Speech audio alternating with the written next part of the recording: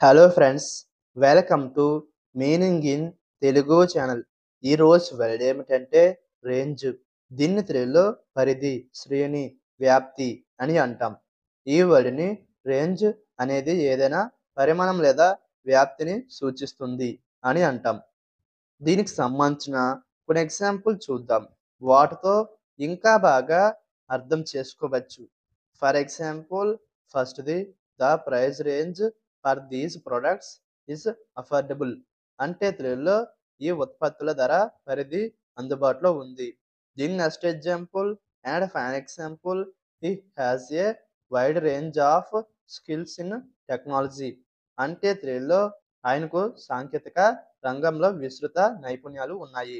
ఈ వీడియో మీకు నచ్చితే లైక్ చేయండి.